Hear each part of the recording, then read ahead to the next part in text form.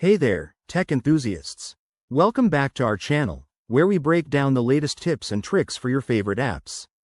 Today, we're tackling something super practical: how to create and save OneNote notebooks locally in 2025. Whether you're worried about cloud storage, want to keep things offline, or just prefer a more private setup, this guide has got you covered.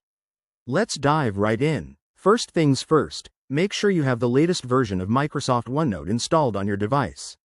If you don't, head over to the Microsoft Store or download it from their website. It's free for most users. Once you're all set, open the OneNote app. You'll see your existing notebooks or a welcome screen. That's your starting point. Now, to create a new notebook, click on the File menu in the top left corner. From there, select New and choose Notebook. OneNote will prompt you to name your notebook. Pick something descriptive like My Local Project Notes. Here's the key part. When it asks where to save it, look for the option to save locally.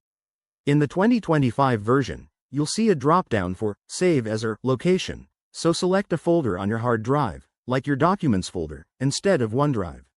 This ensures your notebook stays on your device and isn't synced to the cloud. After that, hit Create, and voila, your new notebook is ready.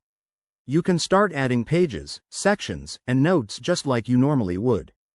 To double-check it's saved locally, go back to File, Greater Than, Info, and verify the file path. If you ever need to access it offline, it should be right there on your computer. One quick tip. If you're using OneNote on Windows, you might want to set your default save location in the app settings to always go local. This saves time for future notebooks. And remember, saving locally means you won't get automatic backups from Microsoft, so consider manually backing up your files to an external drive. There you have it.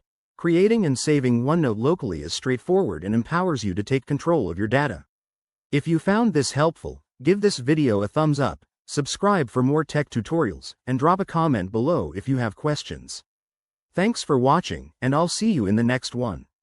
Stay curious.